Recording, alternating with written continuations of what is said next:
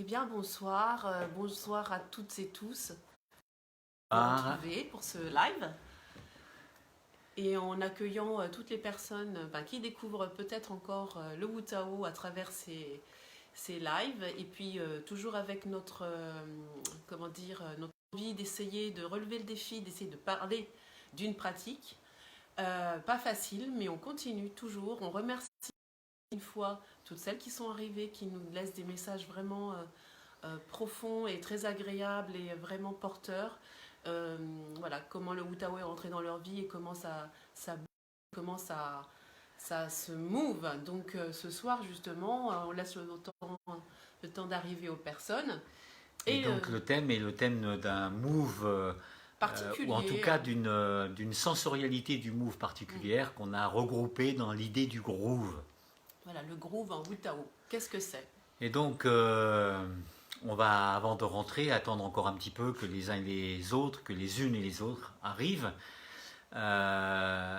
sur ce live pour dans le vif du sujet et parler du Voilà. groove.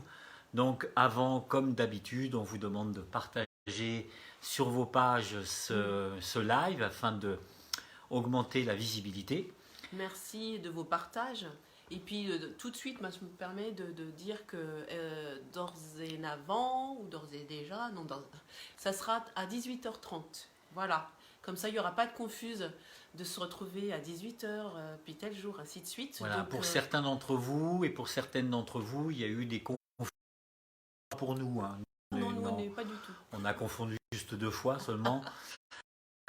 Mais donc voilà, voilà, ça a amené des confusions, donc on a décidé de rester à 18h30 le mardi et le vendredi pour les enseignants, un live qui leur est réservé, et le mardi pour tout le monde, Voilà. enseignants et découvreurs et découvreuses du Wu Tao.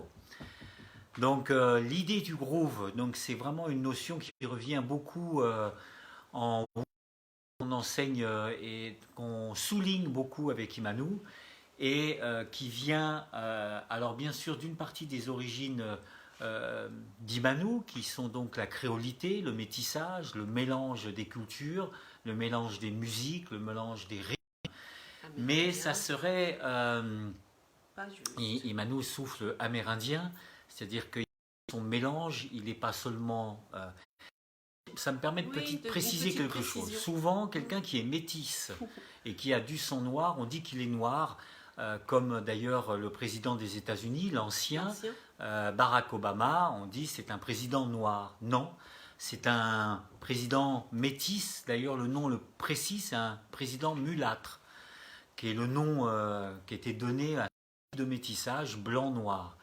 Donc ça, c'est vraiment important parce que souvent, les Noirs, pour des raisons sociologiques qui sont compréhensibles, puisque le monde des Blancs les voit noirs, donc eux-mêmes s'identifient à la partie noire par effet miroir.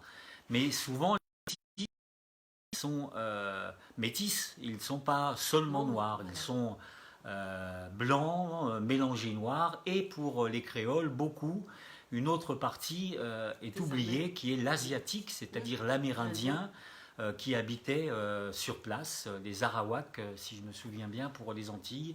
Entre autres, il y a sûrement d'autres noms. Donc ça, c'est vraiment un mélange qui est important. Donc quand vous regardez Imanu, essayez de voir le blanc en elle, ou la blanche en elle, mais aussi l'asiatique, l'amérindien, l'indien. Voilà. Voir toutes ces facettes, même si je n'y suis pas attachée, bien évidemment, parce que je me considère non pas comme une métisse, mais vraiment plutôt comme un être à part entière et une terrienne. Mais tout ça est très important et je me permettrai juste de soulever ce petit lièvre qui est que le mulâtre était vraiment appelé mulâtre, vous entendez le mot mule, parce que c'était vraiment le mélange, le métissage entre un cheval et un âne. Donc on était assimilé beaucoup à ça. Mais Donc, la fonction qui était la portée, fonction qui de était travailler. portée. Donc je pense que dans, la, dans le courant de tout ce qui se passe en ce moment, tout ce qui se révèle dans toutes les je ne prends pas parti spécifiquement parce que je serais bien mal placée. Je dirais vraiment c'est important toutes ces petites notions qui sont subtilement distillées ou oubliées ou remises au goût du jour. Je pense que toutes les injustices ressortent en ce moment et c'est vraiment bon parce que ça nous permet de nous réveiller et nous révéler aussi comme nous sommes profondément. Alors on a été très touchés. De quel bois nous sommes faits. Pour la petite histoire, très touchés par ces forces de police en tenue anti-émeute, etc. On fait cet acte qui est de poser un genou à terre. Voilà, donc symboliquement, une pensée pour toutes ces personnes qui ont osé. Dans un corps de police, dans un corps d'intervention qui émeute, de poser d'un seul coup un genou à terre en solidarité, en soutien de cette cause. Voilà, donc chapeau à ces personnes. Je rappelle que c'est un acte qui est fait par un joueur de football américain, dont je n'ai pas le nom, j'en suis désolé là, mais qui, je crois, ça a au moins 5 ans, en 2015, je crois, 2016, avait posé justement pour marquer son soutien à l'antiracisme. Donc elle posait un genou à terre suite à des événements un peu similaires, si je me souviens bien. Voilà. Alors le groove, souvent, le fait de groover, de balancer, est assimilé beaucoup à la culture noire et la culture métisse, etc. Alors c'est vrai que je dirais autrement. Je dirais que les hommes de couleur aujourd'hui et les femmes de couleur sont les gardiens et les gardiennes d'un rythme, d'un groove. Pourquoi ils groovent encore? Pourquoi c'est si fort chez eux, si présent encore? Eh bien parce que nous, dans notre histoire plus européenne, nous avons été civilisés, tenus, maintenus, nous avons été forcés à réfréner le rythme naturel et spontané de la vie et donc de l'onde en nous. Donc tous ces jugements moraux, toute cette organisation a fait que petit à petit, nous avons réfréné jusqu'à même aller jusqu'à la transcendance d'art qui ne groove plus du tout, où sont mis en exergue la qualité de virtuosité, mais qui marque le temps et qui n'est plus sur le contretemps, qui n'est plus sur la perfection qui crée le groove, qui crée le vivant. Et donc, être trop rigide, et ce trop rigide, ce trop précis à un moment tue la vie. Donc ça, c'est important pour moi de rétablir ça, et de rétablir cette idée-là que seuls ceux qui ont du sang noir ont du rythme, par exemple. Bien sûr que non. Alors je vous assure que ça n'est pas le cas. Alors moi, depuis que je suis tout petit, j'ai le sens du rythme, je balance, je groove dans une famille qui n'avait pas forcément cette qualité-là. Mais par contre, qu'est-ce que j'ai pu voir? Et vous pourrez vous amuser à aller voir les danses ukrainiennes, dont est issue en gros aussi une grande partie de la technique de la danse classique, et donc dans lesquelles on peut retrouver. Allez voir les danses ukrainiennes traditionnelles, et vous allez voir comment ça groove, comment l'expression de la vitalité, la joie est présente. Vous pouvez aller aussi en France dans les danses traditionnelles et voir comment ça balance, comment ça groove. Et puis dans une partie de moi qui fait que peut-être ça groove, Eddie Manou aussi, qui a des origines aussi celtiques, allez dans l'hypnose et vous allez voir comment ça balance, comment ça groove. Ça vous emporte l'âme. Et groove, et donc il y a encore des îlots comme ça de résistants et de témoignages de l'importance de groover. Alors, le groove pour nous est synonyme d'une certaine spontanéité, d'une certaine liberté de la vie, de l'énergie de vie. Dans un phrasé, dans une parole, dans un geste, dans le martial, dans une situation de combat. Qu'est-ce qui fait que j'ai été champion du monde d'arts martiaux en 1983 ? D'autres personnes avaient une maîtrise technique qui était au moins aussi bonne que la mienne, d'autres, etc. Donc il y a un facteur chance. Mais une chose que j'avais, c'est le rythme et le sens du rythme. Alors si je vous prends par exemple, j'ai toujours assimilé le combat, la relation martiale, l'assaut de compétition à une danse. Donc qu'est-ce qu'on fait? On écoute d'abord son partenaire. Et personnellement, j'écoutais le rythme de mon partenaire. Et donc j'essayais de choper. Et si par exemple ça faisait boum, boum, boum, boum, boum. On écoute, on entend. Boum. J'intériorais ça, que je vais vous faire, je ne sais pas si vous allez entendre. Et donc, avec ces mouvements de claquement-là, si j'allais percuter, hein, les arts martiaux à percuter, comme en batterie, toum, toum, toum, toum, c'est des percussions. Donc, sur ce rythme-là, si je faisais, je frappais sur le rythme, sur le temps. Boum. En même temps. Boum. L'autre, boum. Bloc, bloc, bloc. Il n'y a pas de surprise. Alors que si je commence à entendre ce rythme-là, boum, boum, boum, boum, et que je commence à faire des ta, tam, ta, tam, tam, chaque tam, tam, takadam, tam, ta, tin, ta, tam, tam, tika, tika, tum, ta, pa, katum.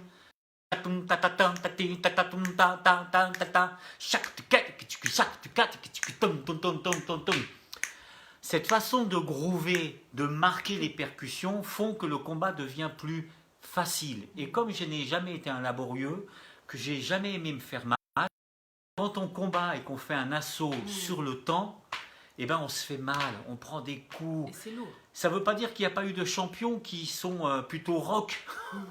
Hein, dans tous les sens du terme d'ailleurs, au niveau de leur groove comme au niveau de leur physique, de leur caractère. Ils sont devenus des grands champions, il y a eu des champions du monde même comme ça. Mais moi personnellement, je n'ai jamais aimé ça. Alors que quand on est, et qu'à un moment c'est boum, boum, tac, et boum, boum, tac, et là la personne, pouf, elle tombe, on se fait pas mal. Quand on balance, quand on frappe les percussions sur le contretemps, souvent on a un KO et on ne se fait pas mal, et celui qui subit le KO n'a pas mal non plus, parce qu'il y a eu une surprise. Donc ça a été quelque chose qu'à une époque j'ai même enseigné dans la relation martiale et dans la situation de combat.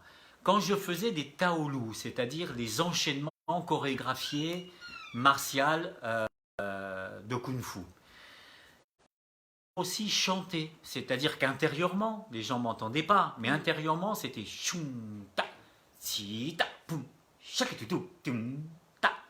Et quand j'ai été en Chine et que j'ai entendu le chinois classique, j'ai retrouvé toute la gestuelle du kung-fu wushu. Chi ni si na ni ti na. D'accord? Bon, là j'ai fait n'importe quoi, hein, mais c'est juste, j'ai pas fait du chinois, hein, c'est juste. J'ai fait la musicalité que j'ai entendue. Ce que j'ai appris en Chine, ça n'est pas des mouvements, ça n'est pas des gestes supplémentaires. Ce que j'ai appris en Chine, c'est que la façon d'exprimer le geste du kung-fu wushu est liée complètement au langage, c'est-à-dire à la façon de prononcer et de rythmer le chinois.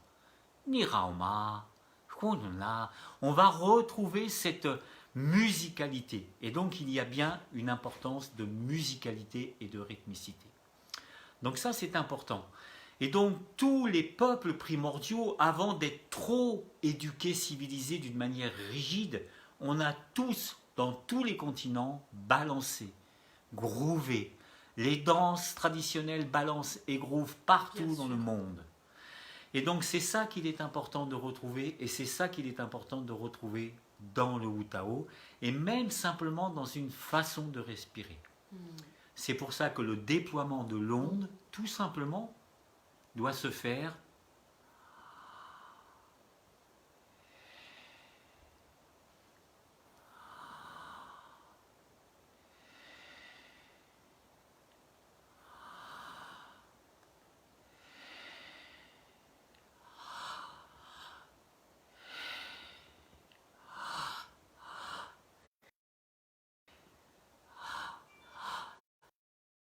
Vous entendez, on peut partir dedans, mais c'est pas être notre propos.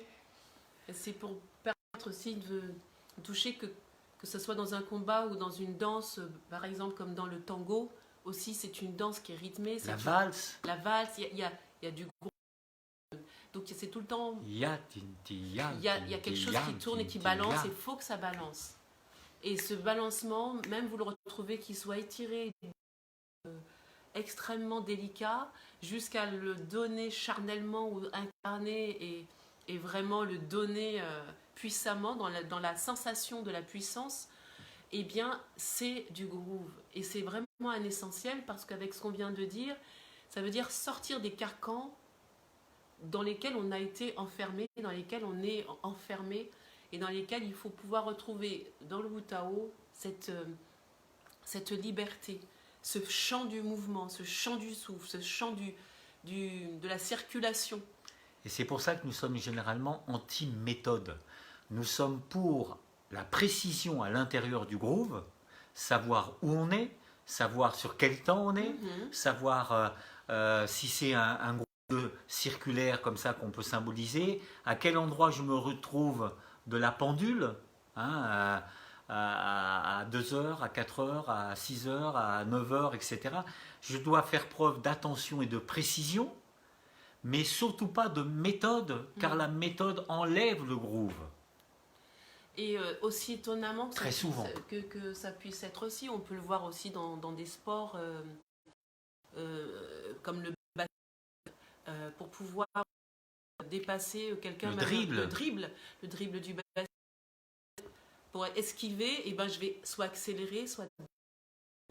Mais il me faut cette intensité de la musicalité du moment, même s'ils le font de manière complètement innée, mais pour ceux qui le chantent, ceux qui chantent leur mouvement, même en basket ou même dans un match de basket, et ben oui, ça c'est là. Donc pour nous, c'est vraiment quelque chose de naturel. Donc l'idée du groupe, ça va loin, ça veut dire, ça retombe, on va retomber sur le fait de défaire les choses qui nous ont, comme je disais tout à l'heure, arrêtées dans l'onde, quelque chose qui est stoppé, qui a été jugé, qui a été abîmé, désacralisé, vraiment enfermé, pour pouvoir vraiment retrouver cette liberté aussi douce, jusqu'à l'expression vraiment virtuose dans le Wu Tao. Et une chose dont parlait Wilhelm Reich, qui a été très très mal compris, qui est la libération de l'onde orgasmique. Donc l'onde orgasmique, dans le cheminement de Wilhelm Reich, il parlait d'une libération de l'onde primordiale, donc de l'énergie vitale primordiale qui prend son appui, son siège au niveau du bassin et qui doit donc monter et circuler et ouvrir l'énergie du cœur et ouvrir le mental à du chaud, etc., etc. Donc cette onde, en fin de compte, elle doit se vivre et groover d'une manière douce quand on la respire, quand on la déploie. Elle ne doit pas être issue d'un colonial, même oriental, je le dis exprès comme ça. C'est-à-dire un calque colonial oriental qui vous dit qu'il faut prendre 8 ans d'inspiration, 4 temps de rétention, 8 ans d'expiration, 4 temps de rein, et de tenir comme ça. C'est pas que l'enseignement oriental est faux, c'est que notre façon de le rendre comme une méthode avec une rigidité, etc., etc., fait qu'on va jamais libérer son onde puisqu'on la tient dans quelque chose qui est une pensée abstraite de ce que ça doit être, au lieu de simplement redonner au vivant sa liberté. Donc ça, c'est une notion très importante. Et pour nous, la mesure quelque part de cette liberté de l'onde dans le geste, dans le mouvement, eh ben, c'est dans le groove que ça se voit. Si votre mouvement ne groove pas, c'est que vous n'avez pas encore atteint la liberté. Ça ne veut pas dire que ça n'est pas inatteignable, hein. Ça veut dire qu'il vous faut encore arroser cette idée-là de laisser faire, de lâcher pour pouvoir balancer. Voilà, de quitter le laborieux pour pouvoir toucher le balancer, quelque chose qui vous emporte, tout en y mettant entre guillemets, la précision du mouvement, de la calligraphie du geste. Tout ça est vraiment précis, mais d'abord de balancer, de libérer pour pouvoir vraiment après surfer sur ce groove et ce balancer dont on parle.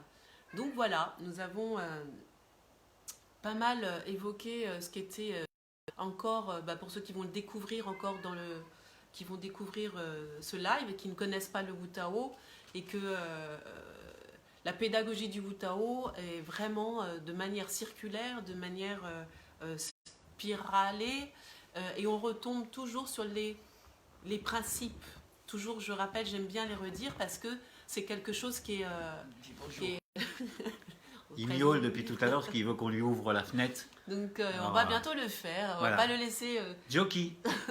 vraiment bonjour. joke. Voilà, et donc voilà, je voulais vous dire, vraiment vous rappeler ça pour ceux qui vont le découvrir, pour qui encore c'est nouveau. Donc toujours ces principes-là. Donc si vous êtes surpris, tiens, ça a envie de balancer, non, allez-y. J'ai envie de dire, la technique va s'améliorer au fur et à mesure, à condition d'avoir tous ces paramètres dans son champ de conscience et de vision pour pouvoir permettre de libérer ce groove. Donc voilà. C'est pour ça que donc, nous enseignons le chant du souffle et non pas une technique de respiration. Parce qu'avant de rentrer... Ça ne veut pas dire qu'il n'y a pas de technique. Hein. Ça veut dire qu'on va être attentif d'abord au fait que de... Et à l'intérieur de faire...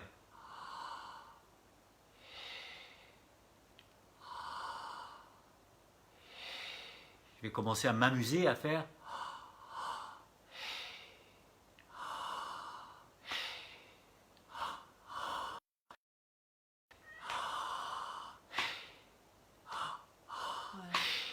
Et on peut l'entendre, on peut être à plusieurs sur le même champ de souffle et du souffle, en écoutant aussi la circularité des autres personnes, mais en étant particulièrement dans le sien, en s'harmonisant.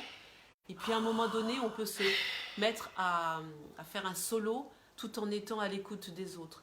Ça, c'est vraiment... Ça veut dire que je ne perds pas conscience des autres dans mon souffle, même dans mon mouvement de Wu Tao. Et je vais quand même pouvoir exprimer ce qui est vraiment moi à l'intérieur. Vous voyez, et le redonner. Ce que j'ai fait là, c'est que j'ai fait simplement un rythme de pas. D'accord? Comme si je marchais. Poum, poum, poum, poum, poum, poum. Et sur ce rythme de pas, je me mets à placer une technique simple d'abord. Parce que sinon, elle va bloquer ce rythme de pas. Donc, je maintiens, je peux être sur place, vous pouvez vous amuser, vous mettre debout, et faire sur place, poum, poum, comme si vous marchiez. Et puis là, donc, de faire ça et de faire...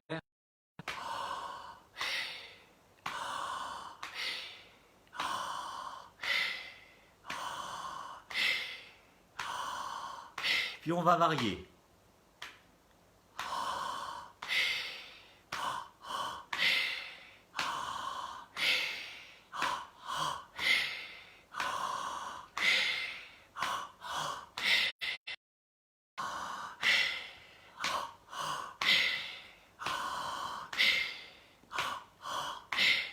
Une fois qu'on a ce rythme, on peut s'amuser à accélérer.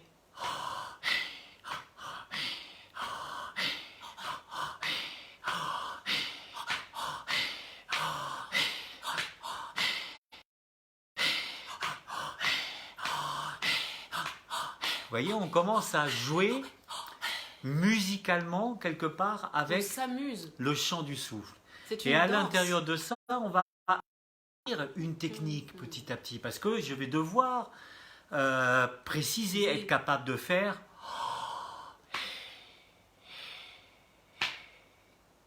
et 2, 3, 4 et 2, 3, 4 et 2, 3, 4 et 2, 3, 4, 6, 7, 8 et 2, 3, 4, 5, 6, 7, 8. Vous voyez, là j'ai fait un temps d'inspire, 8 temps d'expire. On peut explorer à l'infini. Donc là j'ai été vers le pranayama du yoga par exemple, mais je le fais en gardant du groove. Pas en ayant un colon dans ma tête intérieur qui te dit de faire comme ci, comme ça, de faire ça, qui sont généralement, qui ont été de l'antivie à cause de la morale chrétienne, religieuse d'une manière générale. D'ailleurs, c'est pas seulement chrétienne, les autres sont pas mieux. Dès qu'il y a l'idée de morale juive, chrétienne, musulmane, quelle qu'elle soit, de quel que soit partout, on va retrouver ça. Du bord qu'elle soit. Mais je voudrais dire quelque chose quand on parle, on a parlé doucement de marcher, ceci, cela. Mais ses pieds, connaître la connexion à ses pieds. C'est ça, c'est tout un monde. Comment je pose mes pieds sur la terre? Bon, à travers un sol, bien évidemment, au départ, mais comment je suis en contact?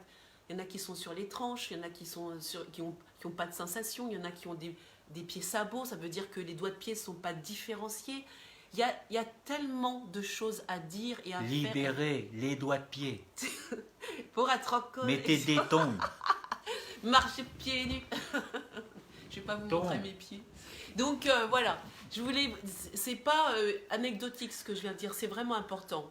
On peut penser qu'on groove et ne pas groover. Hein, ça c'est vraiment... il n'y a pas de jugement de notre part ou de nos parts.